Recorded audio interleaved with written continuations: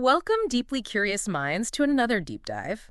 Today, we're plunging into a question that I think deep down really resonates with so many of us.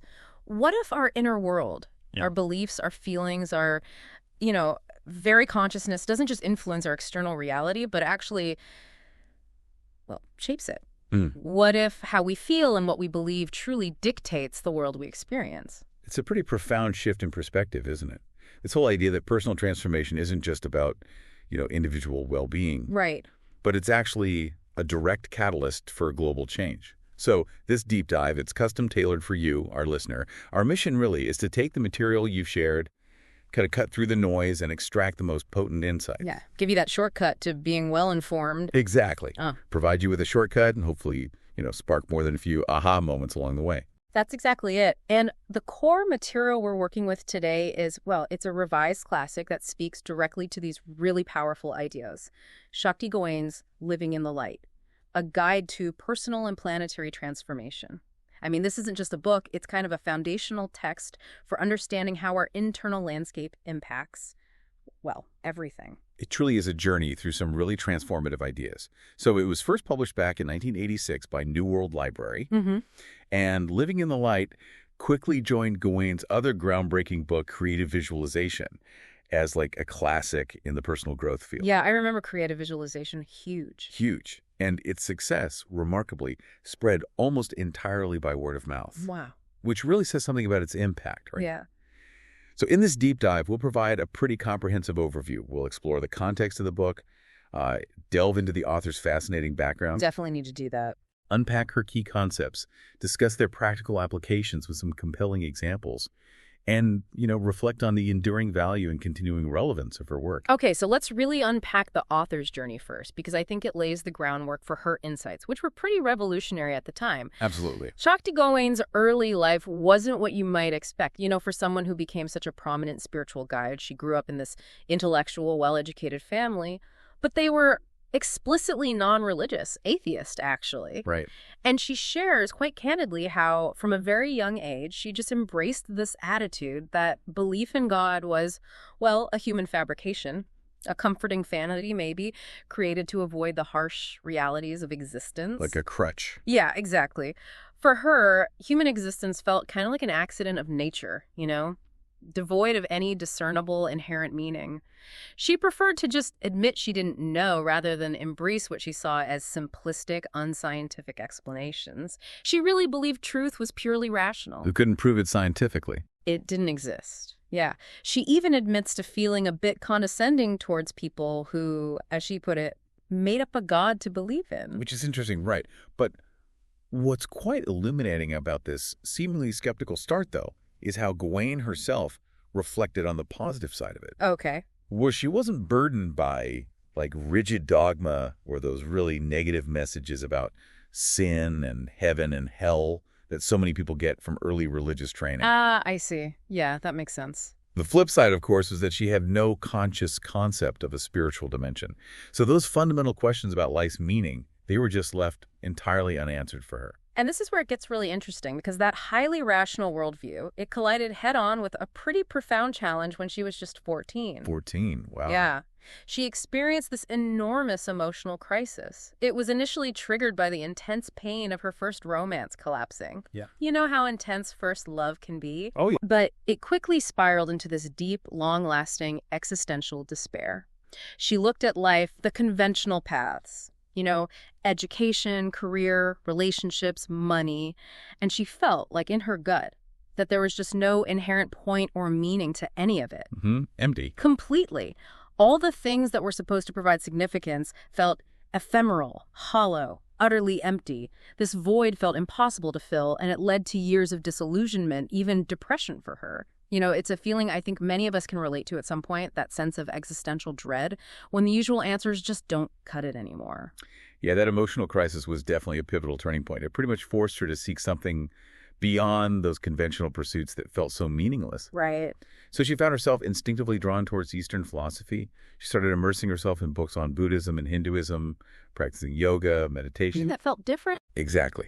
Things that helped her feel more centered, more in tune with something deeper.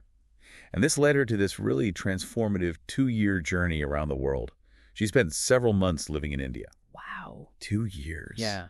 And what's remarkable is her approach. She had very little money, no fixed plans. She basically learned to live entirely by following her intuition. Just winging it? Pretty much. Moving safely into unknown places and experiencing what she called these synergistic things happening when she truly trusted her inner guidance. It was like the universe was actually responding to her trust. That's incredible. So she returns to the United States completely. Right. Well, she says hooked on consciousness. Hooked on consciousness. I love that phrase. Right. She couldn't quite define it, but she knew she wanted more of it. For her, nothing else seemed to matter as much as her personal growth.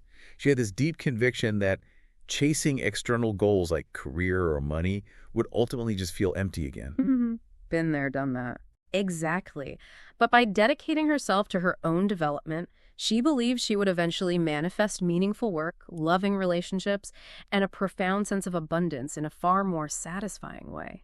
And this yearning, it wasn't just for personal fulfillment. She had a strong desire to contribute to positive change in the world, too. So naturally, she gravitated towards the San Francisco Bay Area, which she saw as the epicenter of the whole burgeoning human potential movement back then. Right, the hotbed. Totally. She dove in headfirst, took countless classes, went to workshops, read every new book she could find, meditated extensively, engaged in constant dialogue with others on similar paths. Immersive. Very. She even spent a year living at Ken Keyes' center in Berkeley, intensely focusing on growth day and night. And she continued communal living for several more years, prioritizing personal development over a traditional job, did whatever odd job she could to sustain herself. It sounds like a real incubator for profound insights, doesn't it? It really does. And from this fertile ground, this intense exploration, her first major work, creative visualization, was born. Initially, she just conceived it as a small booklet, just gathering ideas and techniques she'd learned to share with friends and clients. But here's the fascinating part. She was apparently filled with intense self-doubt. Oh, really? Yeah, constantly asking herself, who am I to be writing a book like this? I'm no expert. Yet she felt this undeniable inner force pushing her forward. She actually used her own creative visualization techniques to manifest the book, imagining it finished. Using the technique on the technique. Exactly. And she found the writing process surprisingly effortless, despite her nagging doubts. She later realized the book wasn't really from her. In a way, it was coming from a higher creative source within her, using her as a channel because of her clarity, her interest, her background, and her willingness to take risks. Wow. It wasn't about her expertise, but her willingness to be a conduit, That experience, being a channel, trusting that inner guidance that ultimately led to living in the light. And when she decided to revise it years later, she hadn't actually read it for quite some time. Her reactions upon rereading were really dual and quite telling. On one hand, she felt amazement at how clearly she'd articulated these complex ideas so early in her journey. Yeah. But on the other hand, she also had this embarrassed wince at certain statements that felt, too simplistic or grandiose, or ideas she just no longer fully agreed with. It really speaks to her own evolution, doesn't it? Absolutely. What's crucial, though, is that she didn't make wholesale changes. She extended and updated her own story in the introduction, reorganized a bit, added one chapter, removed two that didn't really fit anymore. Okay, so refinements. Exactly. Mostly it was about reworking, adding, subtracting, editing to better align with her current views. She only modified where she strongly felt it could be improved or made more accurate. It's less a rewrite and more a refinement, a deepening of the original ideas. And this brings us to a really significant point about the revised edition, the evolution of its tone. How so? She notes a distinct shift from the, let's say, youthful enthusiasm of the original to a somewhat humbler approach. While her commitment to these ideas remained as strong as ever, she now had a healthy respect for the ongoing challenge of integrating them into our daily lives. The reality check. Exactly. Acknowledging the complexities of life and the human journey. This humbler, more grounded perspective is also reflected in her newer works, like The Path of Transformation and Creating True Prosperity. It's an acknowledgement that spiritual growth isn't, a one-and-done epiphany. It's an ongoing process. So why is this particular work, Living in the Light, so significant? Why does it keep resonating so powerfully today? Well, if we connect this to the bigger picture, the book's timing was kind of prophetic, wasn't it? Written years before the millennium change, yet it speaks directly to this idea that we are actively creating a new world. Mm. Gawain emphasizes its ongoing relevance for anyone seeking inspiration on their journey of self-discovery, whether you're new to her work or maybe returning to experience the revised insights. It's really a guide for those ready to embrace profound personal and planetary transformation. It offers a roadmap, in a way, for navigating a world that often feels like it's falling apart. Okay, let's dive into part 1, the principles, starting with chapter 1, A New Way of Life. The book opens with this really powerful assertion that we are living in a remarkably exciting and powerful time. It describes a radical transformation happening at the deepest level of consciousness. On a planetary scale, we're being challenged to shed our old ways and consciously forge a new path. The stark declaration is that the old world is dying, making way for a new one. It sounds dramatic, but it's a profound observation about collective consciousness, isn't it? It truly is, and what's fascinating is the clear distinction she draws between this old world and new world consciousness. Right. Explain that. Okay, so the old world is characterized by an external focus.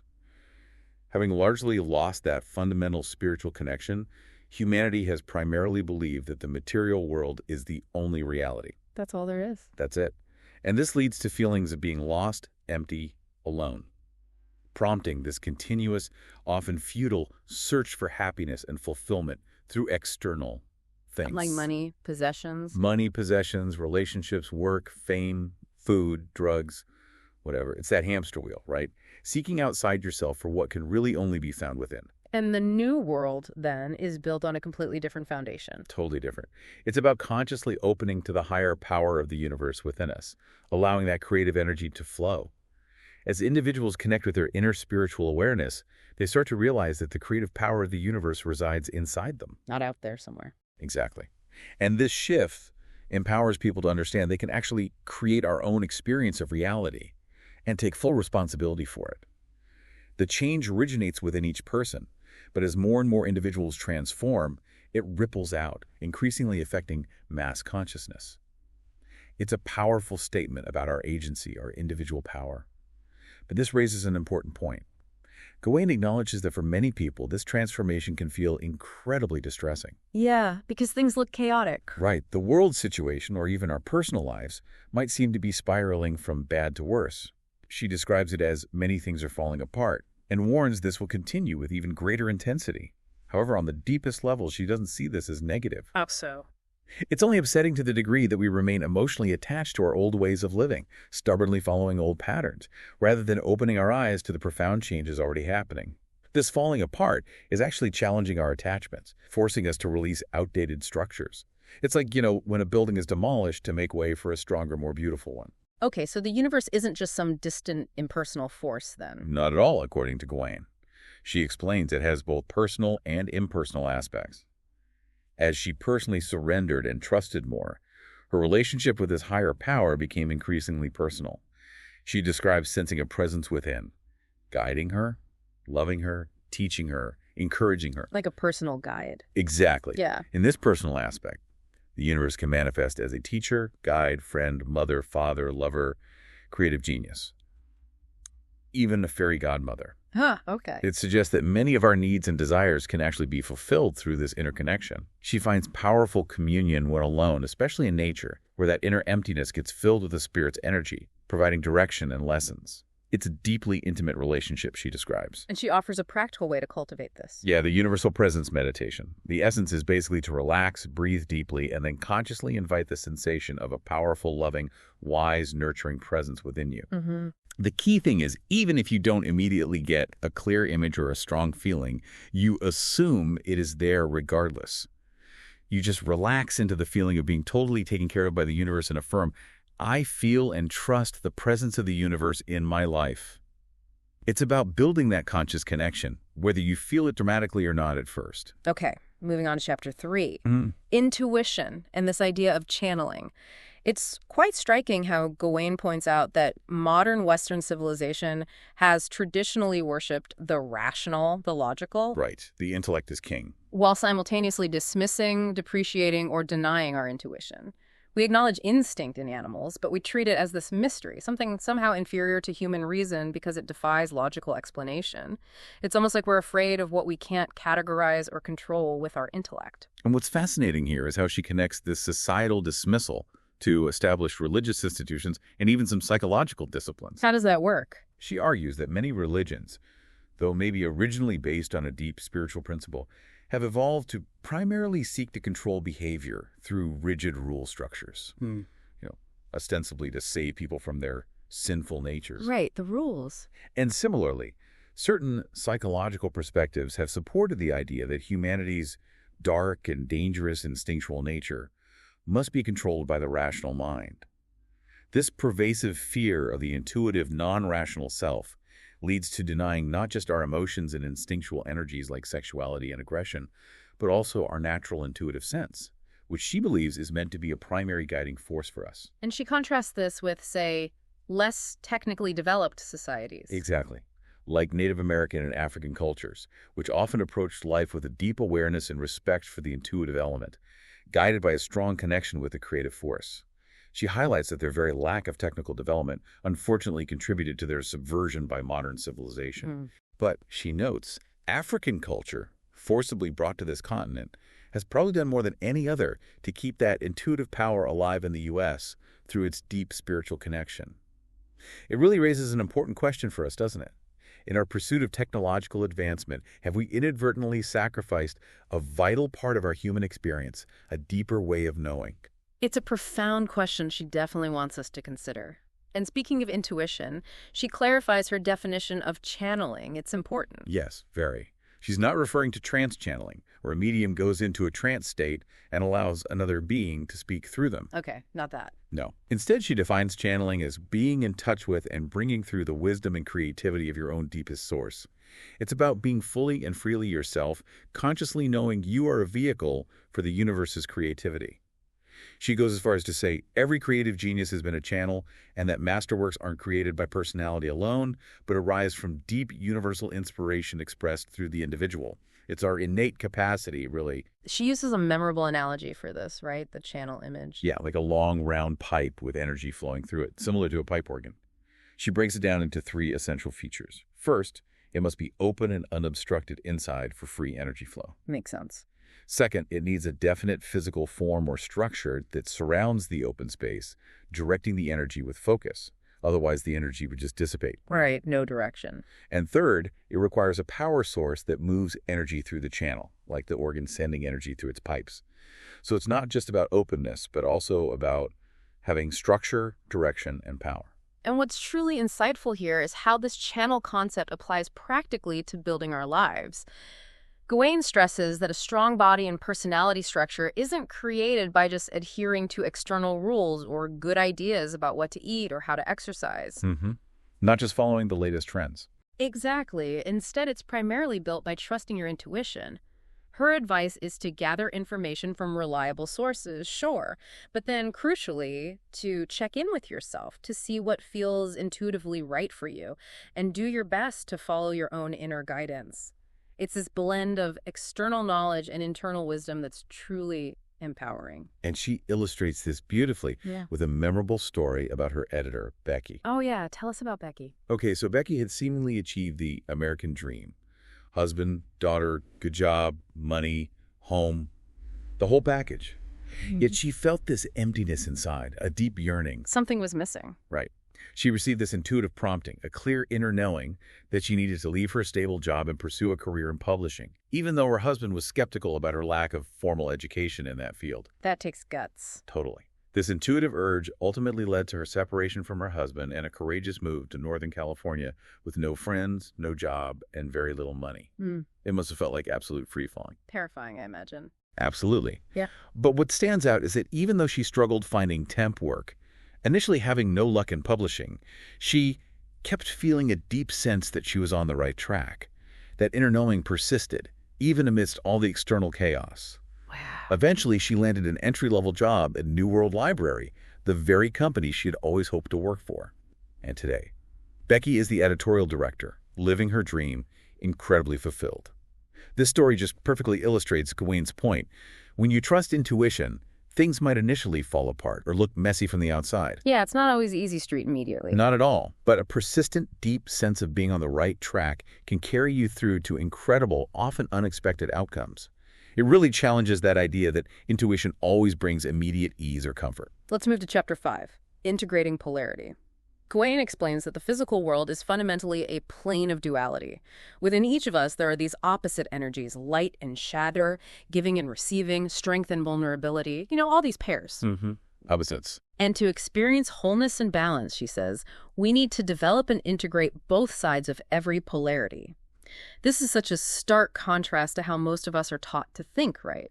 We often try to choose one side and demonize the other. Precisely. We're often accustomed to this linear, exclusive thinking. Something is either good or bad, right or wrong. So if giving is considered virtuous and admirable, then taking is seen as selfish. Exactly, or less worthy. This rigid dualistic mindset prevents us from seeing the full spectrum, from recognizing that, for instance, intelligent taking is also crucial for balance. We need to receive to have something to give, after all. And this leads to the really powerful idea of disowned selves, often referred to as our shadow side. Gawain stresses that these disowned aspects of ourselves aren't inherently negative. In fact, they carry essential energies that are vital for our healing and for achieving balance. Okay, so the stuff we push away actually has value. That's what she's saying. The problem, she says, is that as long as we fear these shadow sides, as long as we try to suppress or deny them, we can't access the very qualities we desperately need for wholeness. It's like having a crucial ingredient for a recipe locked away because you're afraid of it. To illustrate this, she gives the example of power versus vulnerability. Okay. Imagine someone who strongly identifies with being powerful, strong, competent, independent. It's highly probable, she explains, that this person has disowned their vulnerable side, the part that feels dependent, needs love, needs support. Because vulnerability seems weak. Right. From the power self's viewpoint, vulnerability might seem weak, disgusting, or just too dangerous to show. So this person might be completely unconscious of this vulnerable side or actively hide it, even from themselves. And the fascinating consequence is that they will constantly attract vulnerable people into their lives. The mirror effect again. Exactly. And they might even feel judgmental towards those vulnerable people for being weak because those people are just mirroring their own unacknowledged vulnerability.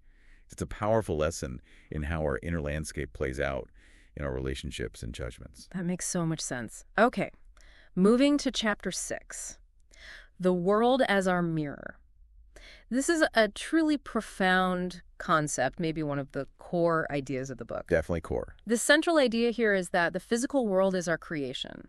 Each of us, whether we realize it or not, creates our own unique version of reality, our own specific life experience.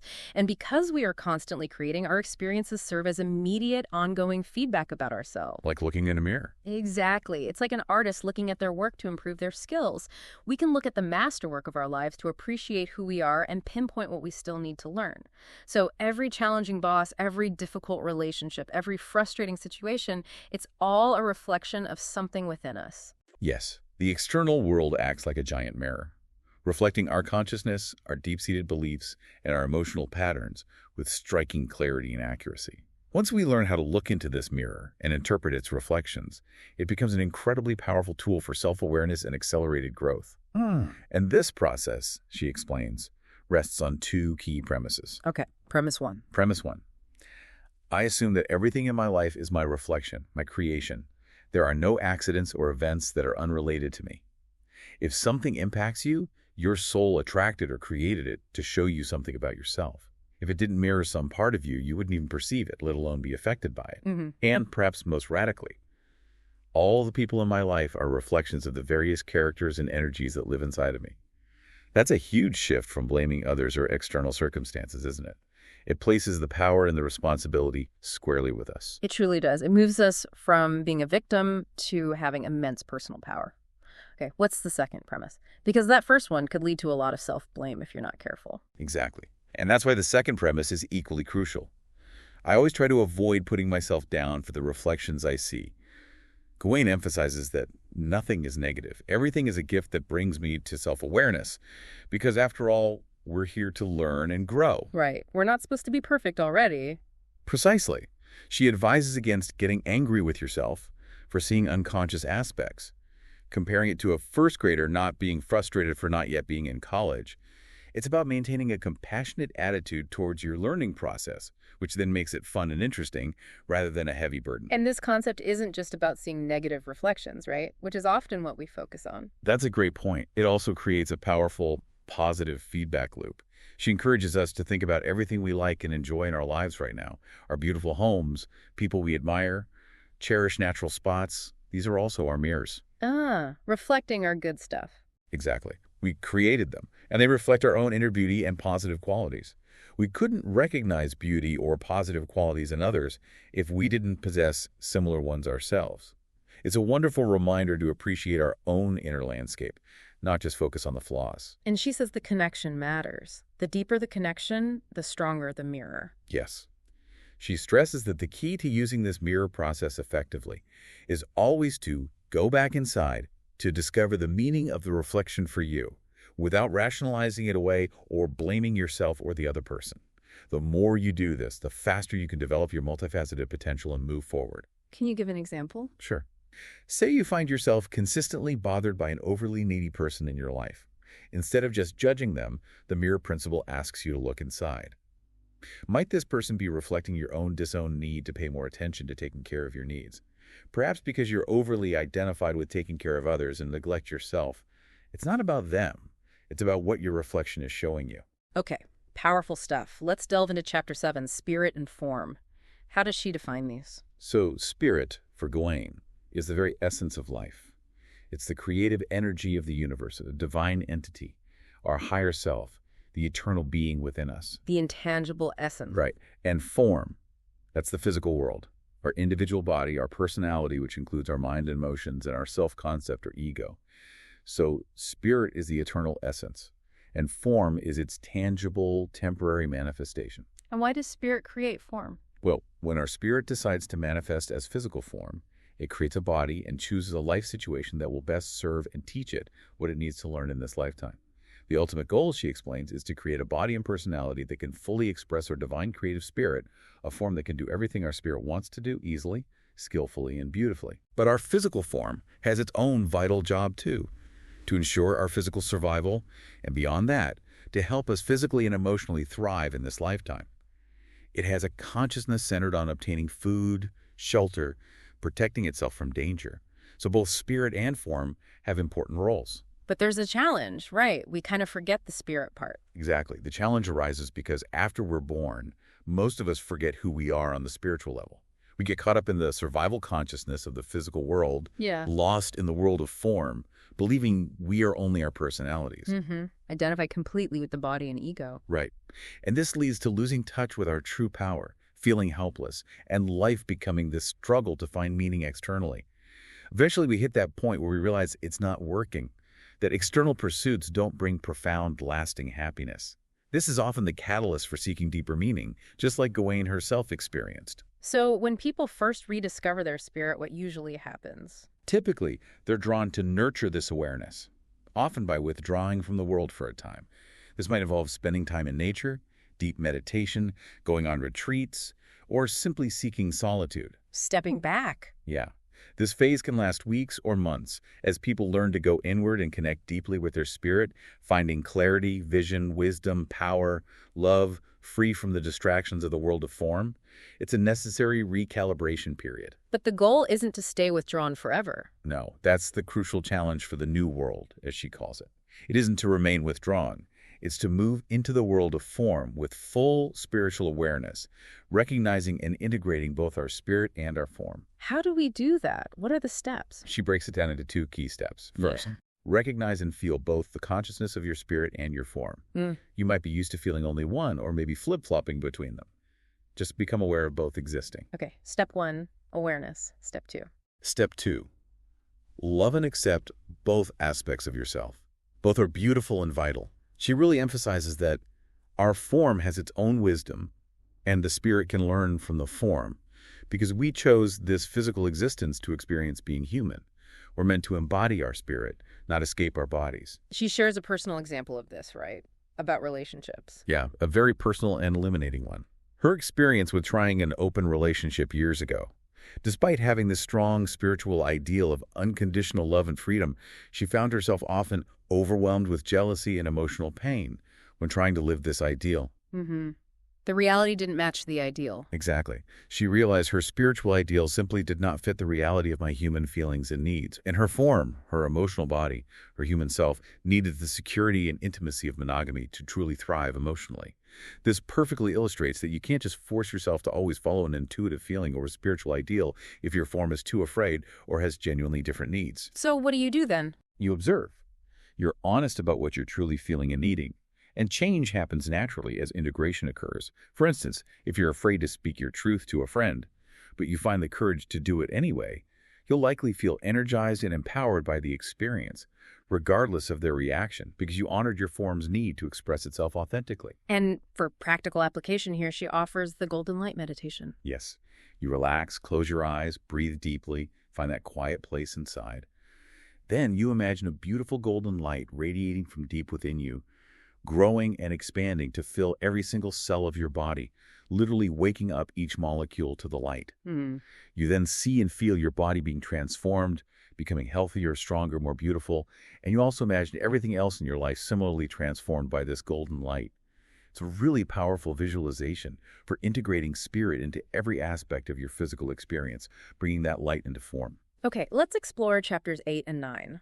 The male and female within. This sounds like Jungian concepts almost. It draws on similar ideas. Gawain introduces the universal energies of yin, which is feminine receptive, and yang, masculine active, from Eastern philosophies. And yes, she also connects it to Carl Jung's concepts of the anima and animus, the idea that men possess a feminine side and women possess a masculine side. She particularly credits Shirley Luthman for helping her understand these dynamics with such clarity, moving beyond just concepts to practical application. So how did these dynamics play out in the old world? In the old world, male and female dynamics, there was often a stark imbalance, usually born of societal conditioning. The old female often repressed her assertiveness, while women traditionally developed their receptive and nurturing qualities, sometimes to the point of self-sacrifice. The traditional roles. Right. And the old male, on the other hand, was often overdeveloped in assertion and action, but repressed intuition, emotional feelings, and sensitivity. This led to each sex feeling, in a way, helplessly dependent on the other for survival, essentially feeling like half a person. Yeah. Men secretly felt helpless and empty, despite outwardly pretending control. And Gawain points to war as a prime example of that old male energy operating without the tempering wisdom of the female. It's a powerful analysis of societal imbalance reflected within us. So this imbalance points us toward the new male and new female energies that are emerging now. Exactly. The feminine power, the power of the spirit, is always within us.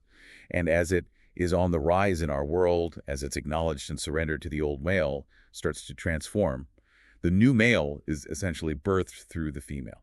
What does that mean, birthed through the female? It means he goes all out in his trust and love for her, for the inner feminine wisdom. He grows to become her equal in power, allowing his spontaneous, active, even aggressive energy to flow freely. But now is wisely directed by that feminine power, that intuition. This requires a deep trust that the inner female knows what she's doing. It's about bringing conscious wisdom to action, not just acting blindly. And this internal integration, finding that balance inside, has external repercussions. Absolutely. Gawain highlights the law of the universe again. What you create within you is always mirrored outside. So if you build an inner male who supports and loves you, this will inevitably reflect in your external relationships. You'll start attracting men who embody those qualities, or your existing relationships will transform. This also presents a unique challenge for men, especially maybe in recent times. Many men have rejected the old macho image, which is understandable. Right. But in doing so, some have inadvertently disconnected from all male energy, fearing its potential for mindlessness or violence. Gawain stresses the importance for men to embrace this new male concept, to allow positive, assertive qualities to be wisely directed by their inner feminine. It's not about being less masculine, but about being integrated. And there's a practical application for this too, a visualization. Yes, an inner male-female visualization exercise. You start by imagining your female self, really exploring her details, colors, texture, how you feel about her. Then you do the same for your male self. Finally, you bring both images together, observing their relationship, how they communicate. Okay. You can ask them to communicate with each other or directly with you. There's also an exercise to connect with your female intuitive voice, asking her what she truly desires, and then imagining your new male supporting her desire, taking the necessary action to honor her need. It's a powerful way to internally cultivate that balanced partnership, which then, by the mirror principle, starts to manifest externally in your life. Okay, let's shift to Chapter 10, East and West, a new challenge. Gawain proposes that just as men and women must find within themselves what they admire in each other, so too must the East and West. Interesting parallel. Yeah.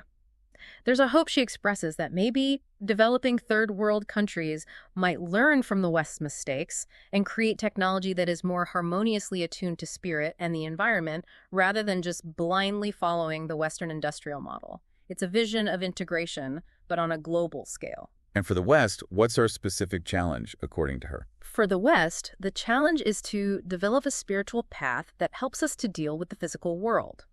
This is distinct from many traditional Eastern paths, and even some Western ones, which often involve withdrawing from the world to connect more deeply with spirit, seeing the physical world as full of temptations and distractions. Right, escaping the world versus transforming it from within. Exactly. Gawain argues that to create the new world, we must learn to be fully in it, to embody our spiritual awareness within our daily lives, transforming the mundane into the sacred, essentially. And she offers a meditation to help achieve this integration, this new image of ourselves in the world. Yes. You relax, close your eyes, breathe deeply, drop into that quiet place inside. From this calm place, you see a new image of yourself in the world. In this image, your focus is on the universe and its guidance. You trust yourself. You feel strong and courageous. You carry this sense of knowingness that helps you create a beautiful external world full of nourishing relationships. And you effectively deal with money, career, your body, everything around you, all while maintaining your deep commitment to the universe within. This commitment, she says, is reflected in the light and power you feel radiating outwards from you. Okay, powerful vision. Now let's transition into part 2, living the principles. This section moves from this theory to more practical application, right? Starting with chapter 11, trusting intuition. Right. Gawain asserts that most of us are taught from childhood not to trust our feelings or to express ourselves truthfully. We learn to accommodate others, follow rules, suppress our impulses, seek external validation. All leading to feeling helpless. Exactly. Leading to a profound sense of helplessness, victimhood, anger, and eventually, if suppressed long enough, depression and just deadness. Even rebellion can be a trap, she says, just a knee-jerk reaction rather than a conscious choice guided by intuition. So if we consistently suppress and distrust our intuitive knowingness, always looking outside for authority and approval, we essentially give our personal power away. This leads to those profound feelings of helplessness and emptiness, and it can manifest in overcompensating by trying to control others, or if those feelings are repressed, they might burst forth as exaggerated rage. None of these are really positive alternatives, are they? Yeah. So how do we break this cycle? How do we reclaim that innate intuitive guidance? What's fascinating here is her advice to re-educate our intellect. Re-educate the intellect. To recognize intuition as a valid source of information and guidance. The intellect, being disciplined by nature, can actually be trained to listen to and express the intuitive voice. So what does it truly mean to trust your intuition? It means tuning into your gut feelings, your deepest inner sense of personal truth in any given situation, and then acting on those feelings moment by moment. And this might not always look logical. Not at all.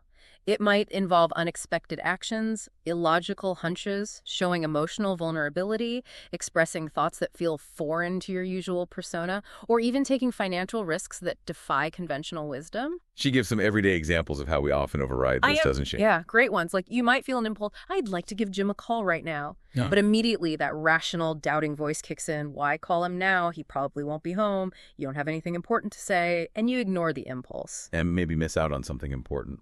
Exactly. Or you feel utterly tired and want to rest, but the rational voice says, can't rest, too much work, too many deadlines. So you drink another coffee, push through, and end up completely drained. When a simple half-hour rest might have totally refreshed you. It's those subtle inner nudges we just dismiss all the time. She also addresses handling conflicting selves when making decisions, like, say, changing jobs. Oh yeah, the inner committee. Right. You might have a conservative self that wants security, an adventurous self craving change, maybe even a people-pleasing self that wants to avoid upsetting anyone.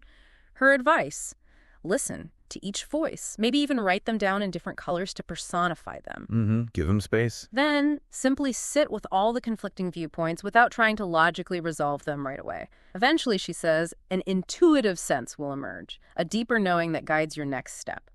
Over time, you'll learn to recognize the intuitive self's distinct energy or feeling, which is different from the louder, more argumentative voices of the ego. So how do we cultivate this habit of listening more regularly? She recommends daily, ideally even hourly, practice of checking in, just taking a moment to relax and listen to your gut feelings. Cultivate the habit of talking to your intuitive self, asking for help or guidance, and being open to answers. These can come in various forms: words, images, feelings, or even external sources like a book you happen to pick up or a conversation with a friend. And the body's involved too. Absolutely. Your body is a tremendous helper here. Pain or discomfort is often a signal that feelings have been ignored, a cue to tune in and ask what you need to be aware of. Our bodies are constantly giving us feedback if we learn to listen. It's important to remember, as Gawain points out, that this intuitive voice isn't typically some dramatic voice from on high, right? No, not usually. It's often a simple feeling, an energy, a sense of, I want to do this or I don't want to do that. It's not some mysterious and mystical event, but a natural human experience we've simply lost touch with due to all that societal conditioning. And the main sign that you are following your intuition. Increased aliveness, more life energy flowing through your body, which can sometimes even feel overwhelming initially. This means your body is expanding its capacity to channel universal energy. And grounding practices like exercise, spending time in nature, self-nurturing healthy food can help balance this increased intensity. Can you share some of her examples of intuitive action? Sure. Spending money impulsively on something special just because it feels good, even if you're normally very frugal. Telling someone your true opinion because you're just tired of pretending or hiding. Or perhaps the most relatable for many, telling your family you're not cooking dinner tonight because you simply don't feel like it, despite those nagging fears of being a bad wife or bad mother. Honoring the feeling. Exactly. The underlying message is that being real, authentic, honest, spontaneous is what opens the channel, clearing out old blockages. While uncomfortable things might surface initially, the energy moving through feels great, leading to an increasingly clear channel and a real sense of liberation. This brings up an important criticism Gawain has of some spiritual models out there. Which ones? The ones based on good ideas that suggest we should always be mellow, positive, and loving all the time.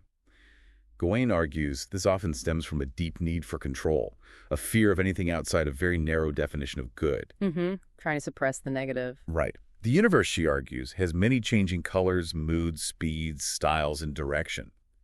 True ecstasy, true aliveness, comes from letting go of some of our control and risking moving fearlessly with this flow, embracing the full spectrum of life, not just the parts we label good. Okay, now let's explore Chapter 13, Feelings. This is another absolutely crucial area for clearing our channel, isn't it? Hugely important. Gawain observes that many people repress feelings like sadness, hurt, anger, fear, despair, fearing they'll be overwhelmed or get stuck in them, fearing they'll become consumed by what they deem negative emotions. But she says the opposite is true. Exactly. This is a critical point. The opposite is actually true. When you are willing to fully experience a feeling, to simply allow it to be there without judgment or resistance, the blocked energy releases quickly, and the feeling often dissipates within minutes. Really? Minutes? She mentions witnessing people release 30, 40, even 50 years of pain in a very short time, experiencing peace and clarity in its place. Now, she does note that the support of a therapist or a group can be important during this process, especially initially. Sure. But the core truth is that fully feeling an emotion allows it to dissipate rather than fester inside you. Being in touch with feelings as they arise keeps the channel clear and prevents energy from getting stuck. So emotions are cyclical, she says, like weather. Yeah, constantly changing. We move through a wide range of feelings in an hour, a day, or a week. If we understand this, we can learn to simply allow them to keep changing without trying to cling to the good ones or suppress the bad ones. But when we're afraid of certain feelings, like sadness or anger, we put on our emotional brakes.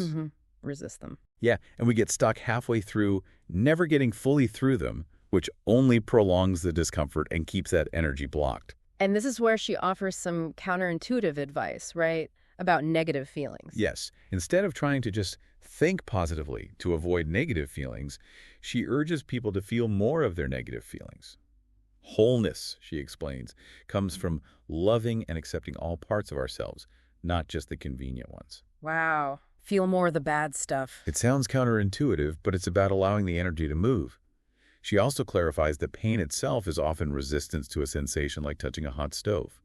The pain signals resistance to heat to protect you, but the suffering often comes from resisting the sensation itself. And what about anger specifically? She views anger as a potentially positive sign of reclaiming power that was previously disowned.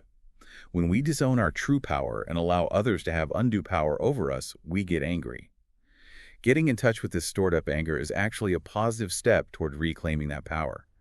She suggests visualizing a volcano of power within you and acknowledging that sometimes we unconsciously set up situations to trigger our anger as part of the process of reclaiming that power, allowing it to be expressed constructively rather than destructively or suppressed. Let's delve into Chapter 14, the authoritarian and the rebel.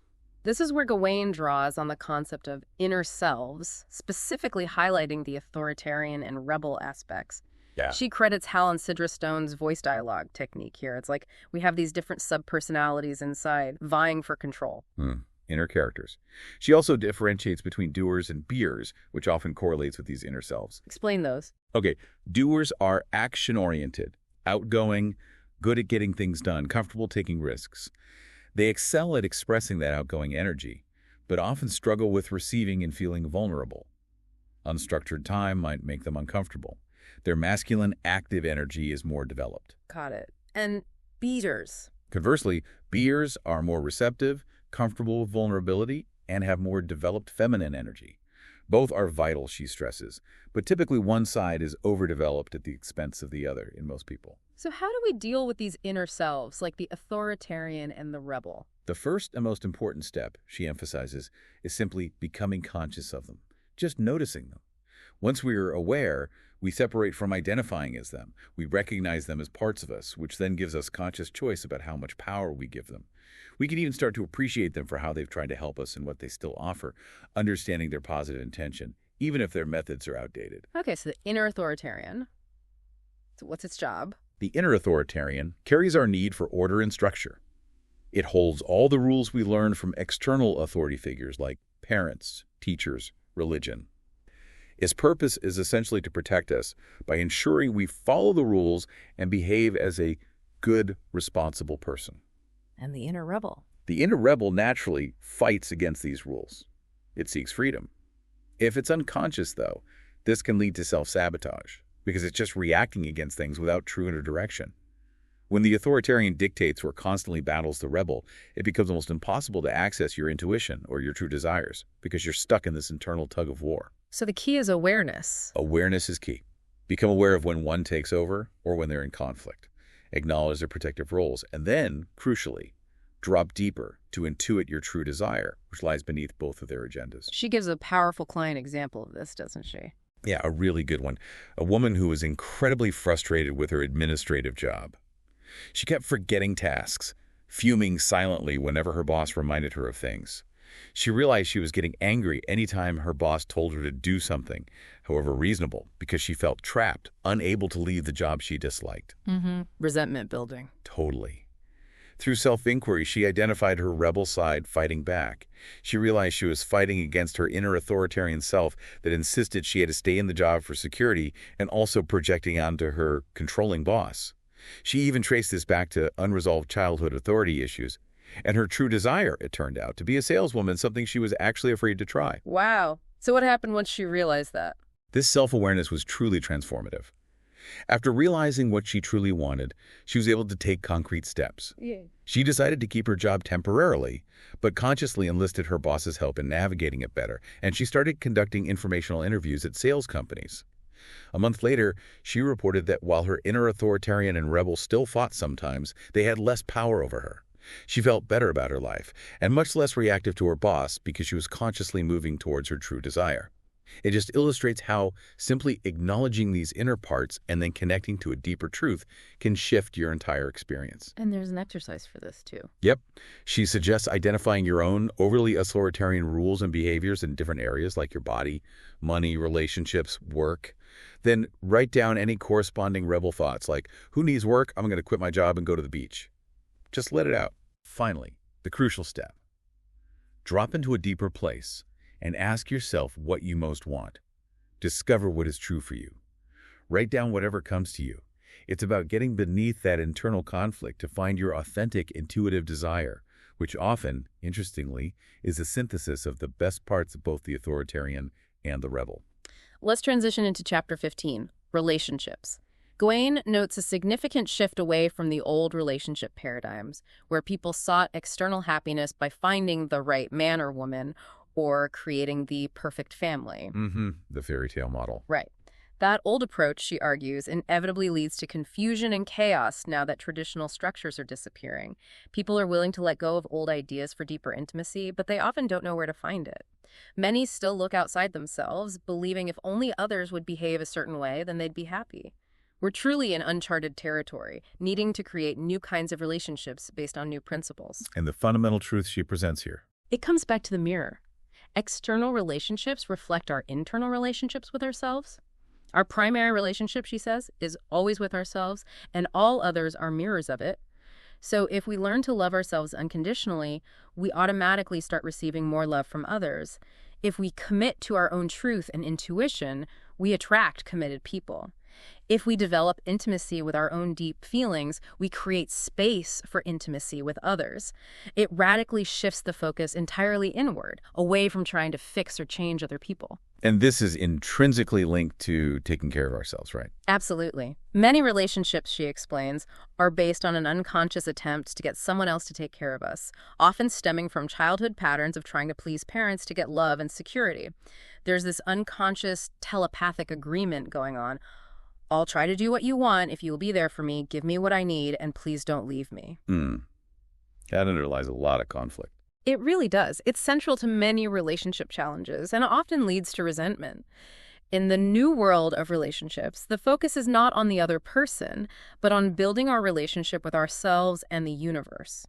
Communication then becomes about keeping our own channel clear and giving ourselves what we need, rather than trying to manipulate or control the other person into giving it to us. So this means acknowledging our own needs and learning to ask for what we want, even if we fear appearing needy. Yes. She explains that it's the hidden, unacknowledged needs that actually make us seem truly needy because they come out indirectly through passive aggression, manipulation, sulking, causing people to intuitively back away. When you take care of yourself this way, when you clearly and honestly express your needs, you often get what you ask for. And if not, What then? the next step is to let go and tune into your intuition for the next step for you, which always leads back to a deeper connection with yourself and the universe, regardless of the other person's response.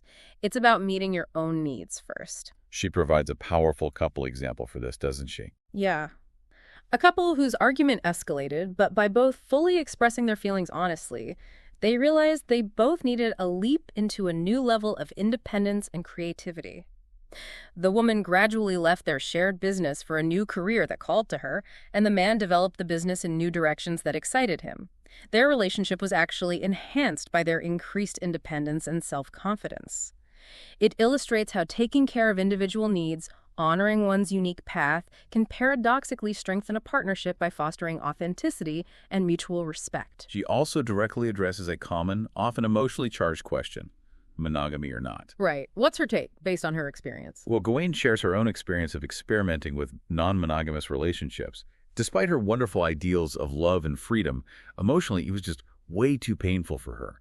She realized an underlying motivation was actually her own fear and ambivalence about commitment. After learning about her inner selves, she realized some of my inner selves are monogamous and some aren't. The inner conflict again. Exactly. And this is a universal truth, she says. The vulnerable child within us, in particular, will not really open up in a non-monogamous relationship. That part needs the security and exclusivity of monogamy to feel safe enough to be fully intimate. It's a reminder to listen to all parts of yourself, not just your lofty ideals. What's fascinating here is her take on falling in love. How does she describe that feeling? She describes it as a powerful experience of feeling the universe move through you. The other person becomes a channel or a catalyst that triggers your own internal love, beauty, and passion. Your channel opens, universal energy flows, and you have this blissful, almost enlightenment moment. That feels right. But the common misconception, she argues, is attributing this amazing feeling solely to the other person. Ah, giving our power away again. Precisely. Putting our source of happiness outside ourselves. In the New World, she says, the greatest romance of all can be our love affair with life, a love affair between our inner male and female, and between our form and spirit. Increased energy brings greater intensity and passion. Being in love becomes a state of being independent of any one person. But certain people can definitely intensify the experience as potent mirrors and channels for that inner connection we already have. Okay, let's move to chapter 16, Our Children. This section presents a pretty radical idea right off the bat. You don't have to raise your children at all. Whoa, okay, explain that one. The idea is that the universe is their true parent. You, as the parent, are simply the channel, the facilitator. The more parents follow their own energy and do what's best for themselves, the more the universe flows through them to everyone around them, including their children. As parents thrive, their children will too. It's a powerful challenge to traditional, often guilt-ridden parenting ideas. That is a truly liberating perspective for many parents, I imagine. She emphasizes that babies aren't blank slates, right? Not at all. They are powerful, intuitive beings, often spiritually more developed than their parents in some ways, arriving in the physical world to learn how to live in a body. Children essentially need two core things from parents, according to her. Okay, what are they? First, recognition, seeing them as powerful, sophisticated spiritual beings from the very beginning, supporting their clear and strong being. And second, example, providing an example of how to live effectively and authentically in the world of form. Because children copy what parents actually do, not just what they say. Your actions are their truest education. She also addresses parental guilt directly, doesn't she? Yes, reminding parents that children are powerful spiritual beings responsible for their own lives, having chosen their parents to work out specific things. And here's the comforting part. As parents grow and evolve, their children are positively affected and supported. They change as the parents change, even from a distance, because of these deep telepathic relationships. Wow, so our growth helps them no matter what. That's the idea. And the underlying attitude matters. If parents believe children are helpless or untrustworthy, it leads to controlling behavior, which children then reflect back. But treating them as mature and responsible tends to elicit responsive, responsible behavior. It's like a self-fulfilling prophecy based on our core beliefs about them. She provides a clear example of this mirroring, right? Yeah. With parents' hidden feelings. Yeah. If parents try to appear calm and collected while inside they're upset or chaotic, children might become wild and disruptive, reflecting that hidden internal chaos.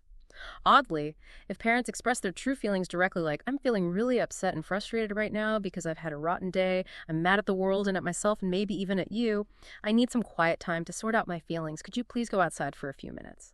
Children usually calm down. Why is that? Because they feel comfortable with the truth, the congruity between feelings and words.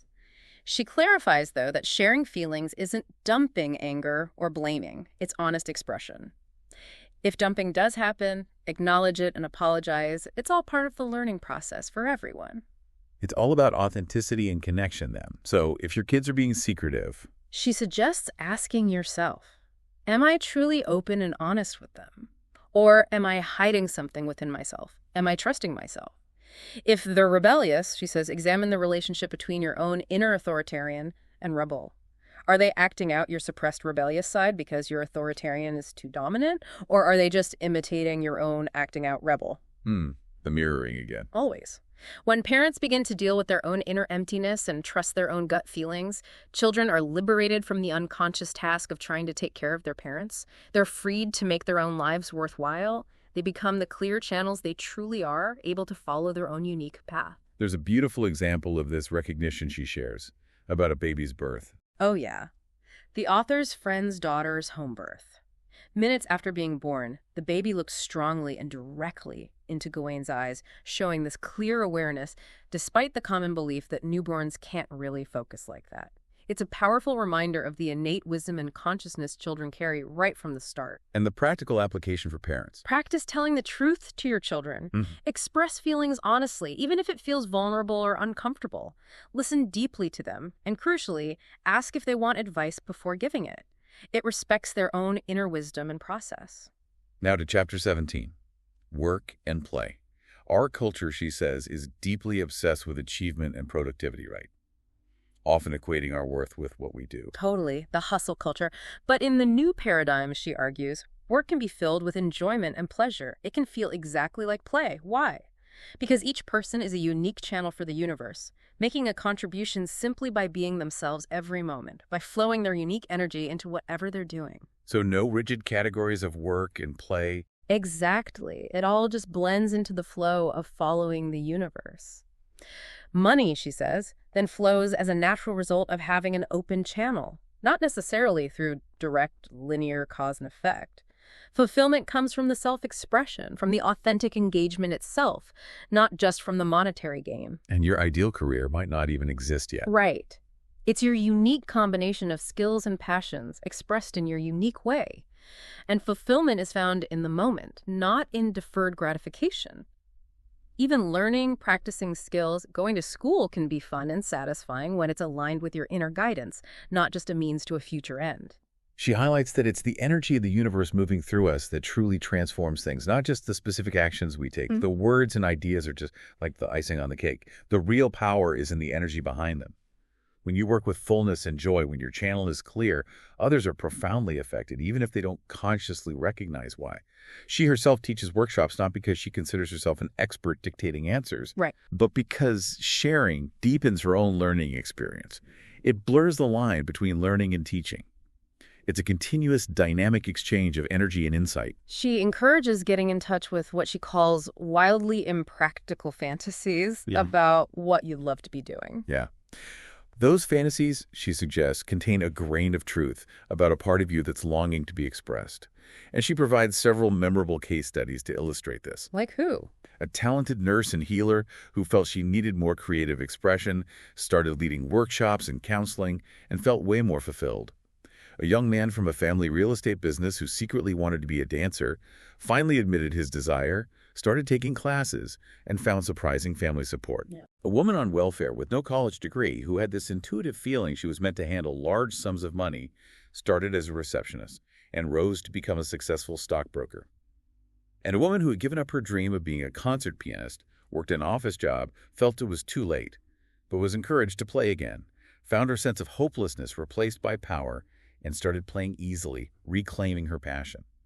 These aren't just anecdotes, they're powerful examples of what can happen when you trust that inner knowing, even if it seems impractical. And the practical application here is an ideal scene visualization. Yes. Write a detailed description of your perfect job or career in the present tense, as if it's already true. Include sensory details, feelings, how it impacts others. Then put it away somewhere. Revisit it in a few months or a year and see how much progress you've made, often in surprising ways. It's about planting that seed for your intuition and the universe to work with. Moving to Chapter 18, Money. How does money fit into this framework? Gawain states pretty clearly that our ability to earn and spend money abundantly and wisely is directly based on our ability to be a channel for the universe. The more open and strong your channel, the more money will naturally flow into your life. So contrast the old world and new world views on money. Okay. In the old world paradigm, money was based on attachment to external things, seeking satisfaction from material wealth, often stemming from a deep-seated, survival-level fear. Scarcity mindset. Right. But in the new world, money is based on trust in the universe within. Creative intelligence is the ultimate source, and when we connect with it, she says, everything is ours. Emptiness is filled from the inside, so we're not trying to fill a void with possessions. Money, she says, simply reflects our ability to listen to our intuition and risk acting on it. So when we're truly aligned, it flows easy, effortless, and joyful with no sacrifice. It becomes an extra bonus in the process of following universal energy. It's a byproduct, not the primary goal. This also involves balancing giving and receiving, right? Like the male-female energies. Exactly. Many people are developed on only one side. They either know how to go after goals, outgoing energy, but struggle to attract and receive, or they are good at attracting to Zen, but fear taking decisive action, receiving energy. It's crucial to release outgoing energy while also practicing receiving, nurturing the self, attracting what you want. And risking an impulse can actually help. Paradoxically, yes. Risking an impulse, like taking unexpected time off work, even if it seems counterproductive, can renew your energy and lead to more inspired creative work later. Or it might even lead to unexpected opportunities, like a phone call with a better job offer just appearing. Money, she says, always flows into whatever you've created in your life to receive it. If your focus is primarily on survival, money will tend to stay at that survival level. Her own journey with money is incredibly telling here, showing the evolution of this trust. Oh yeah, it's fascinating. Early on, she lived right on the edge, just trusting money would always be there, often getting down to her very last dollar before more came in somehow. As her career developed through counseling, workshops, writing, publishing, abundance followed. But it was still kind of a month-to-month flow, not a sense of having secure savings built up. Yeah.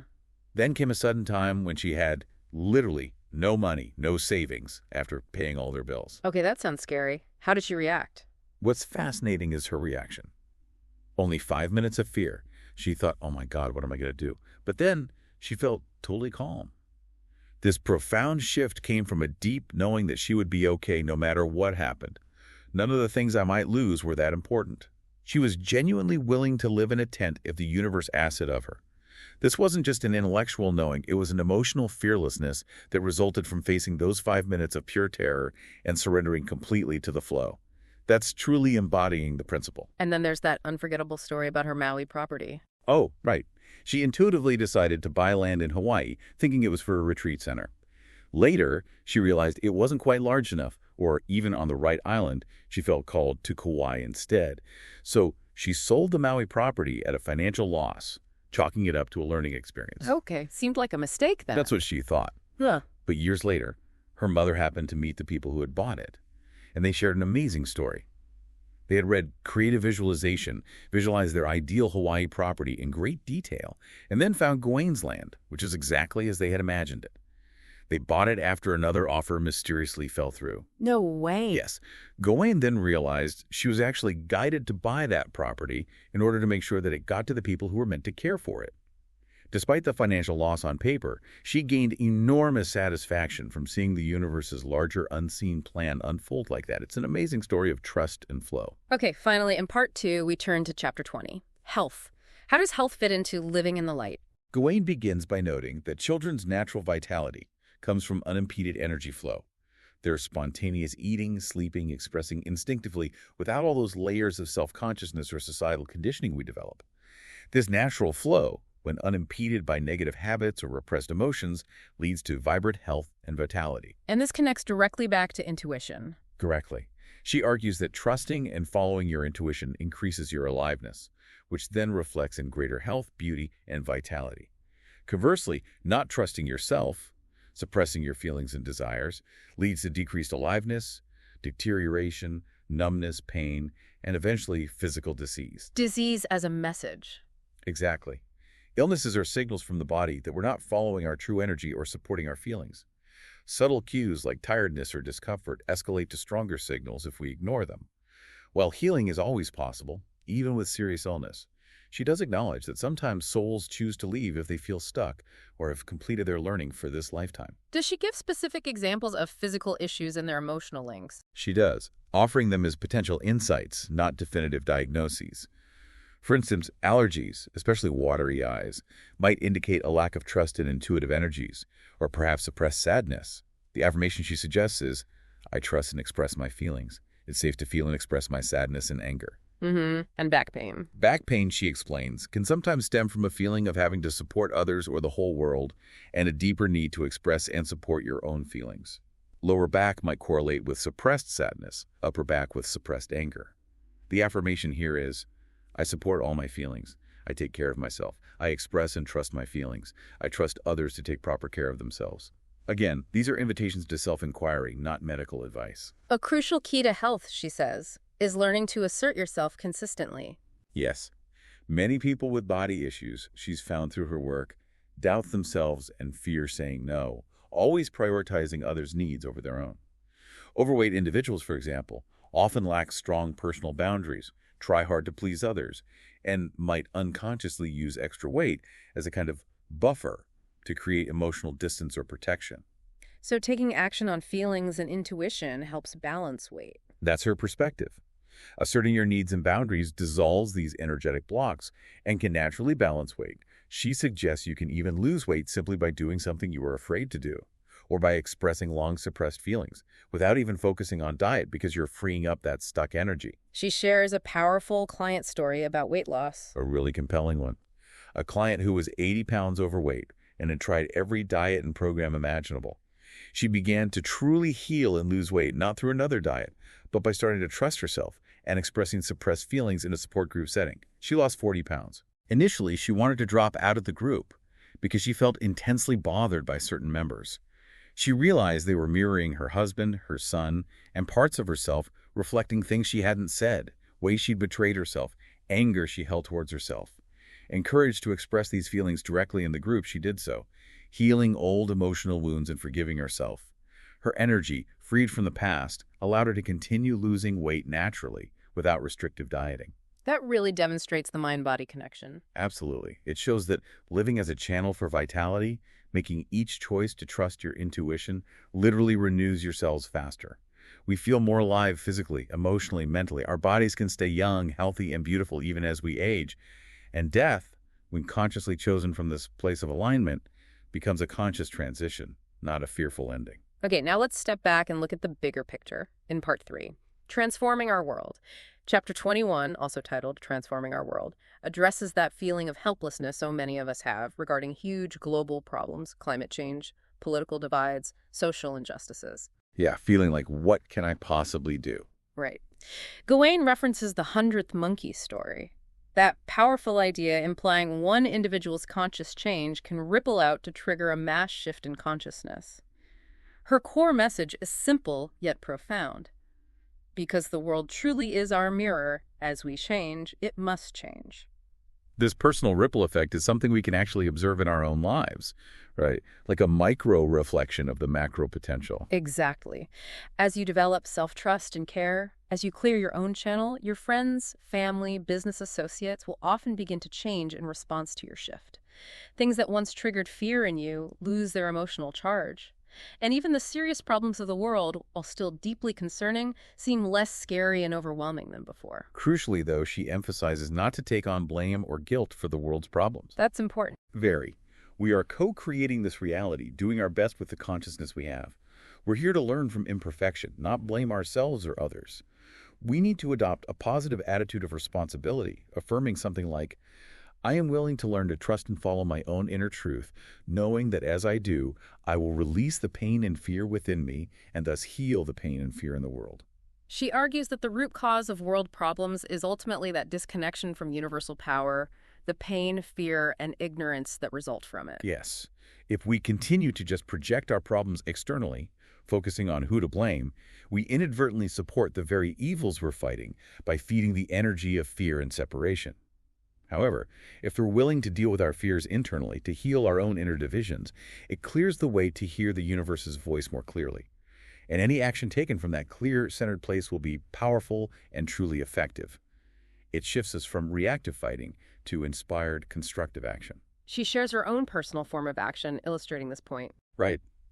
Her inner guidance told her that her specific way to effect maximum change was through writing books, leading workshops, exploring her own creativity, and simply being myself authentically. She even had a strong feeling that she might someday be actively involved in politics, perhaps even hold office, despite having no current desire to do so. She trusted it would be an exciting adventure if it turned out to be her path. It's about finding your unique expression of service, not following a prescribed formula. What's really fascinating here is her perspective on media, especially television. Oh yeah, that was surprising. Her inner guidance once told her that television would be the savior of the world. Even though she wasn't really a TV buff herself. She acknowledged TV's extraordinarily powerful tool for reaching millions instantaneously, believing it was no accident that it developed when it did. Even with the current old world consciousness often dominating media, she saw flashes of new world awareness already existing. And she envisioned a future where television programming regularly penetrates with this deeper awareness. Like imagine soap operas. Exactly. Imagine soap operas where characters use their trials and tribulations for growth and learning instead of just endless doom, despair, and betrayal.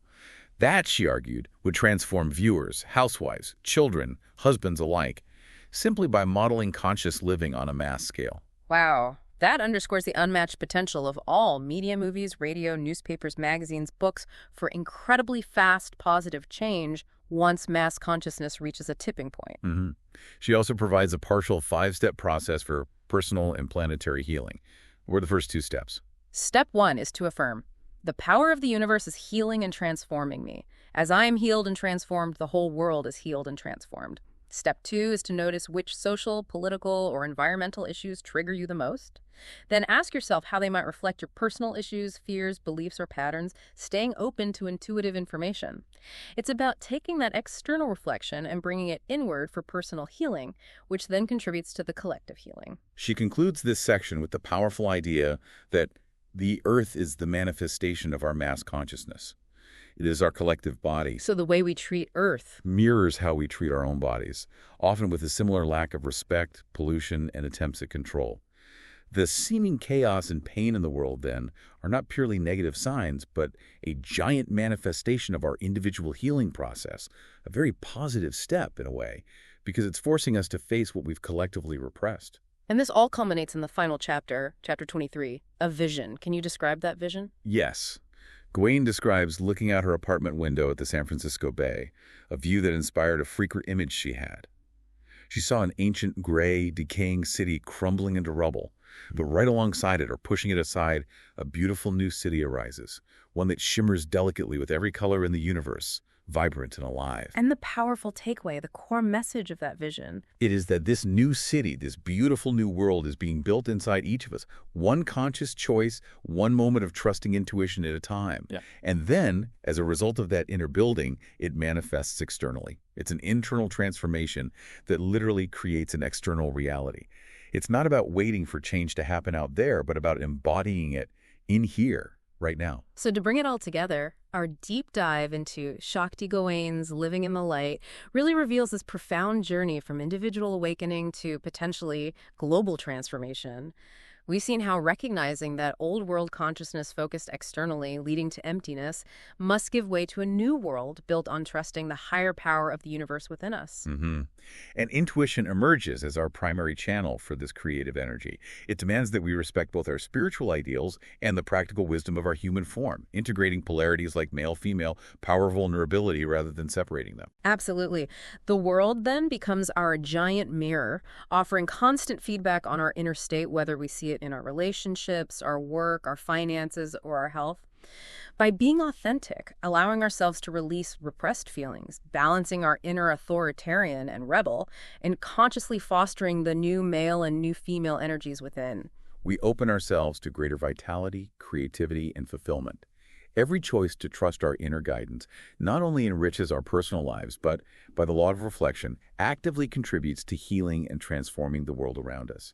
It's a powerful, actionable call to live authentically and wholeheartedly, to truly live in the light. And that leads us to a final provocative thought for you, our listener, to maybe mull over. Yeah. What if the most radical act of transformation you could commit today is simply to completely trust the quietest whisper of your own intuition, knowing that in doing so, you are not only transforming your own life, but actively building a new world around you? We really encourage you to reflect on how these insights resonate with your own experiences. Perhaps revisit Living in the Light and explore its depths for yourself, or delve deeper into Shakti Gawain's other works, like The Path of Transformation, or maybe look into the fascinating voice dialogue technique by Hal and Sidra Stone that she mentions. Thank you so much for joining us on this deep dive. Until next time, keep exploring.